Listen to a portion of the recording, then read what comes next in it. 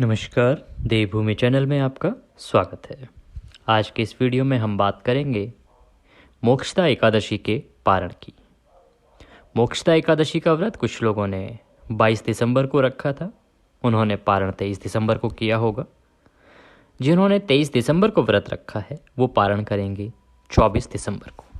इसके समय की जानकारी कि किस समय आपको पारण करना है, किस प्रकार से पारण करना है, यही आपको इस वीडियो में जानने और सुनने को मिलेगा। मोक्षदा एकादशी द्वितीय एकादशी होती है। द्वितीय इस प्रकार से क्योंकि उत्पन्ना एकादशी से एकादशी का व्रत आरंभ हुआ था, एकादशी माता उत्पन्न हुई थी। और मार्गशीर्ष कृष्ण पक्ष की जो एकादशी थी, मार्गशीर्ष शुक्ल पक्ष की जो एकादशी होती है उसे मोक्षदा एकादशी कहते हैं, और यह उत्पन्ना के बाद दूसरी एकादशी होती है। अगर आपको व्रत आरंभ करना होता है तो आप उत्पन्ना से आरंभ करते हैं, वह उत्तम है। लेकिन ये जो मोक्षदा एकादशी है इससे अभी आप नहीं कर सकते क्योंकि खर मास चल रहा है।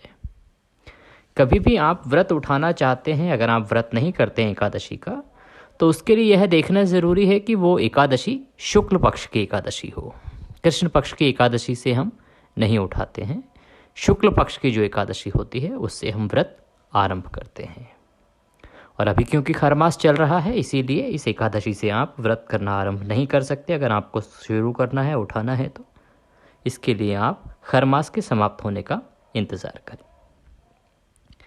एकादशी की व्रत के पारण की अगर हम बात करें तो आपने व्रत किया है, उसके बाद आप रात्रि को भगवान का भजन करने के बाद जब सोए हैं, अगले दिन सुबह ब्रह्म मुहूर्त में उठ जाएं। ब्रह्म मुहूर्त में नहीं उठ सकते हैं क्योंकि ठंड भी है और कुछ और भी वजह हो सकती हैं, सभी की अपनी अपनी। तो लेट टू लेट सूर्योदय से पहले उठ जाएं। सूर्योदय अभी जो नॉर्थ इंडिया में हो रहा है वो अराउंड 7 बजे है, 7:05, 6 मिनट, 8 मिनट, 9 मिनट ये चलता है एवरीडे, क्योंकि चेंज होता है टाइम थोड़ा सा। तो 7 बजे के आसपास आप मान के चलिए कि आपको 7 से पहले उठ जाना है, सूर्योदय से पहले। स्नान आदि करने के बाद, स्वच्छ वस्त्र धारण करने के बाद, आपने जहाँ एकादशी की पूजा की थी या जो आपका पूजा स्थल है, मंदिर है, वहाँ पे बैठ जाएं आसन लगा के। और आपने जहाँ पे भगवान विष्णु की प्रतिमा स्थापित की है या कोई तस्वीर रखी है, उन सभी को स्नान कराएं। स्नान कैसे कराते हैं कि एक लोटे में या ग्लास में जल लें, जल में थोड़ा सा गंगा जल मिला लें, इस प्रकार से वह शुद्ध जल हो जाएगा, गंगा जल बन जाएगा। थोड़ी सी चींटी दीजिए भगवान को, उसके बाद साफ वस्त्र से उनको साफ कीजिए, पोंछ दीजिए। फिर भगवान को रौली कुमकुम आदि से तिलक कीजिए। तिलक करने के बाद वस्त्र के रूप में मौली का एक टुकड़ा तोड़ के अर्पित कीजिए। पुष्प अर्पित कीजिए, माला है तो माला पहनाइए, उत्तम रहेगा। भगवान को घी का दीपक जलाइए, धूप जलाइए। और उसके बाद ओम नमः भगवते वासुदेवाय का 11 बार मंत्र का जाप कीजिए। भगवान से प्रार्थना कीजिए कि हे भगवान विष्णु, हे भगवान श्रीहरि, हमने इस मोक्षदा एकादशी का व्रत आपके निमित्त किया था, उसमें अगर कोई गलती, कोई त्रुटि हमसे हुई हो तो उसके लिए हम क्षमा याचना करते हैं। हम तो आपके दर के भिखारी हैं, आप अंतर्यामी ईश्वर हैं, आप हमारी गलतियों को क्षमा करते हुए दया का आशीर्वाद प्रदान करें और इस व्रत को स्वीकार करें। इस प्रकार से भगवान से प्रार्थना करें। प्रार्थना करने के बाद भगवान को भोग लगाएं। भोग में क्या होता है, देखिए, जो पारण का जो भोजन आप बनाते हैं वो सभी जगह पे अलग अलग बनता है। कुछ जगह ऐसी हैं जहाँ पे कि पीले चावल या मटर के चावल बना के भगवान को भोग लगाया जाता है द्वादशी को। ये वहाँ की प्रथा है और इसको उत्तम माना जाता है। ये सब संस्कृति के हिसाब से है, क्योंकि हमारा देश इतना विशाल है, यहाँ पे सभी जगह की अलग अलग मान्यताएं हैं। कुछ ऐसी मान्यताएं हैं जहाँ पे कि भगवान को सुबह पराठे का भोग लगाया जाता है, अर्थात रोटी सब्जी का भोग लगाया जाता है, उसी से व्रत खोला जाता है। और कहीं पर भगवान को सुबह खीर और पूड़ी का भोग लगाया जाता है। आपके यहाँ पे जो भी रिवाज है, जो भी प्रथा है, उसके अकॉर्डिंग आप कर सकते हैं।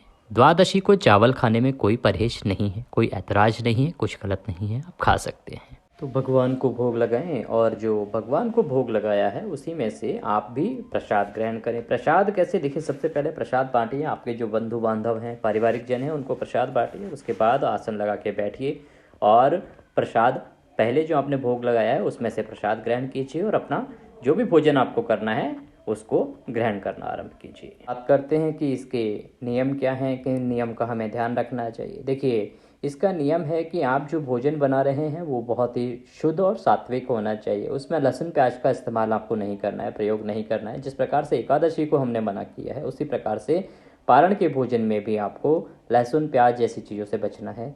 ये आपको भोजन में प्रयोग नहीं करनी। अगर हो सके तो आप किसी ब्राह्मण को भोजन कराएं। आप द्वादशी के दिन किसी ब्राह्मण को बुलाएं और उसको घर पे बुलाकर उसको भोजन कराएं। भोजन कराने के बाद उनको दान दक्षिणा देने के बाद उनको विदा करें और उसके बाद ही स्वयं भोजन ग्रहण करें। इस प्रकार से आप अपने व्रत को संपन्न करते हैं तो यह उत्तम होता है, क्योंकि अब हर किसी के लिए संभव नहीं हो पाता हमेशा ब्राह्मण को बुलाना या उनको भोजन कराना और सब करना। तो अगर आप नहीं कर पाते हैं तो कोई बात नहीं, पर यह उत्तम है कि अगर आप कर पाते हैं तो ब्राह्मण को भोजन अवश्य कराना चाहिए। अगर आप ब्राह्मण को भोजन नहीं करा पा रहे हैं तो आप क्या करें कि थोड़ा सा खाना आप बना हुआ दे सकते हैं, या फिर कच्चा भोजन अर्थात थोड़ा आटा, थोड़ी चीनी, थोड़ा सा घी और 1 या 2 कुछ आलू, ये सब लेके आप मंदिर में जाके दे सकते हैं। आपके नज़दीक में कोई ब्राह्मण है तो आप किसी ब्राह्मण को वहाँ पे दे सकते हैं, अन्यथा आप मंदिर जाके भी ये दे सकते हैं। ये आपको द्वादशी को अवश्य देना चाहिए। अगर आप घर पे ब्राह्मण को भोजन नहीं करा पाते हैं, नहीं बुला पाते हैं, तो इस प्रकार से आप दे सकते हैं। और अगर ये भी नहीं हो पाता है तो आप, क्योंकि आजकल वर्किंग लाइफस्टाइल सबका ऐसा ही है कि सबको सुबह बहुत जल्दी होती है, तो उस केस में आप एक दूध का पैकेट ले लीजिए, कुछ केले ले लीजिए, जितने भी आपकी श्रद्धा हो, दर्जन, आधा दर्जन, जो भी है, और उसमें दक्षिणा रख के वो आप पंडित जी को दे दीजिए या फिर मंदिर में दे आइए, और उसके बाद आप अपना पारण कर सकते हैं। तो ये जो दान है द्वादशी को, ये करना आवश्यक है। आपने व्रत किया है तो उसके बाद आप किसी ब्राह्मण को भोजन करा के घर पे दान दक्षिणा दें, चाहे आप आटा और बाकी सामग्री के साथ ब्राह्मण को जाके दक्षिणा दें, या फिर आप इस प्रकार से ये दूध और केले या बिस्किट वगैरह का पैकेट लेके और वो ब्राह्मण को दक्षिणा के साथ दान में दें। ये आपको इस प्रकार से दान करना अति आवश्यक है, और उसके बाद ही आप अपना भोजन ग्रहण करेंगे और व्रत का पारण करेंगे। अब बात आती है कि मोक्षदा एकादशी का जो व्रत पारण का समय है 24 दिसंबर को, वो क्या रहेगा। देखिए 24 दिसंबर को व्रत के पारण का समय रहेगा सुबह 6:45 से 8:52। सुबह 6:45 से 8:52 के बीच में पारण कीजिए और भगवान श्री हरि का आशीर्वाद प्राप्त कीजिए। वीडियो आपको अच्छा लगा हो तो उसे लाइक अवश्य करें। जानकारी ज़्यादा से ज़्यादा लोगों तक पहुँचे इसके लिए इसको शेयर करना ना भूलें, और कमेंट बॉक्स में जय श्री हरि लिखना ना भूलें। इस वीडियो में अभी के लिए इतना ही। अगले वीडियो में फिर होगी आपसे मुलाकात, तब तक के लिए जय श्री हरि।